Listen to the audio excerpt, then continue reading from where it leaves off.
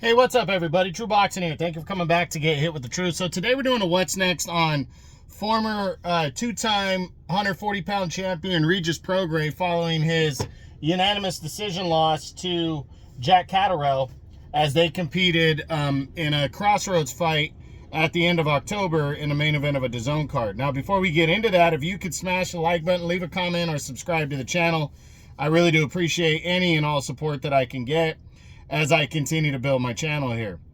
So, this fight for Prograis, he was looking good first half of the fight. I thought it was very close. I actually had him winning 4-2 after 6, and then Catterall took over in the second half of the fight, which Catterall has a tendency of doing that.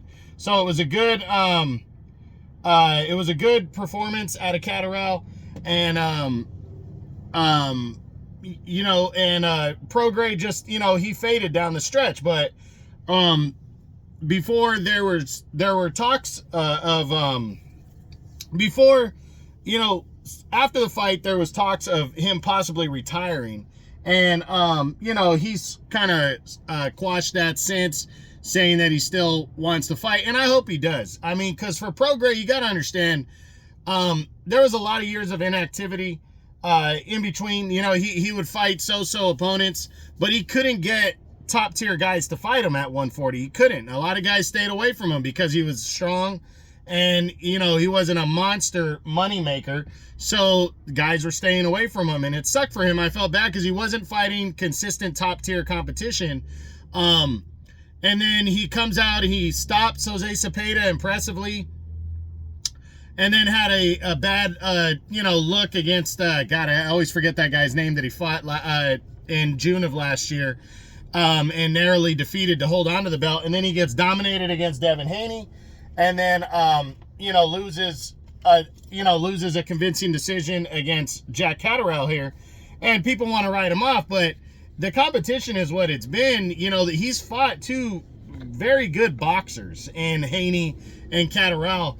And I really think at this stage, make one last run and see what you can do. Now let's start with the champions in the division. We start with WBC champion Alberto Puello. Not gonna happen.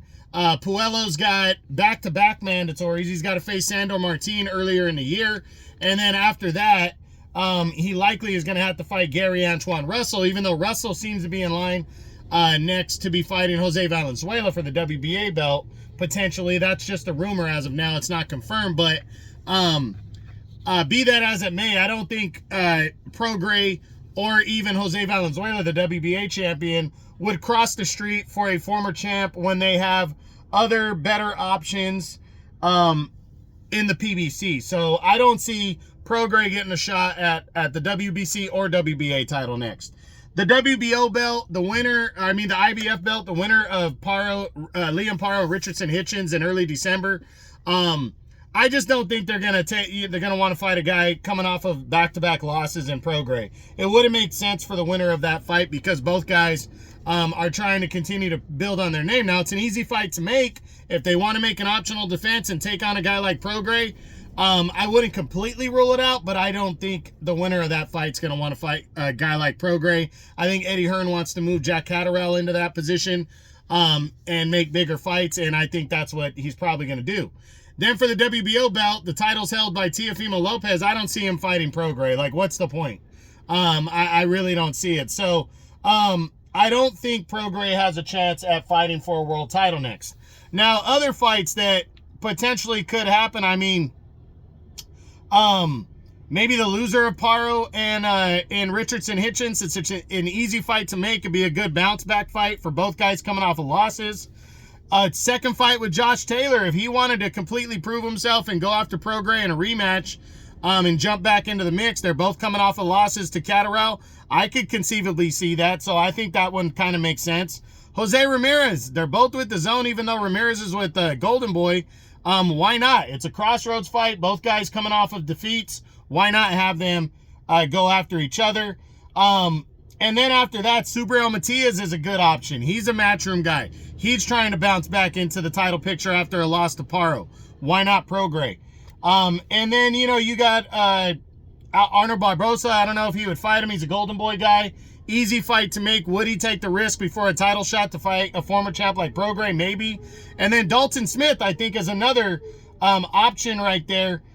He's undefeated. He's trying to make a name for himself. He's rated number 3 in the WBC. Prograis is still ranked in the WBC, but he's like back down at number 12. So for Prograis, he's that gatekeeper now. He's in that role, and I think he should own it and take on whoever wants to fight, kind of deal, but maybe pick his opponents better. So I think top 3 options. It's kind of wide open between some of these fighters, but I think he needs to go after another guy coming off a loss. 140's deep, and he has a lot to prove to get back into that mix. So take on one of these other guys coming off of a defeat. Josh Taylor, Jose Ramirez, Subriel Matias, or the loser Richardson, Hitchens, and Liam Paro. It's a crossroads fight against any one of those guys, or give Dalton Smith that smoke because he's a former champion. So Prograis is a former champion. Dalton Smith's trying to build his name. I think one of those options is a good one. I don't want to see Prograis come back and take on a lesser guy unless he just completely wants to start from scratch. Then I support it. But I do think it could be that, or it could be one of these guys. We'll see what happens, but that's it. That's what I got. That's my what's next on former 2-time 140-pound champion Regis Prograis following his unanimous decision loss to Jack Catterall when they competed in a crossroads fight in a main event of a DAZN card at the end of October. I hope you enjoyed the video. If you did, smash the like button, leave a comment, or subscribe to the channel. I appreciate any and all support. This is True Boxing, and you've been hit with the truth.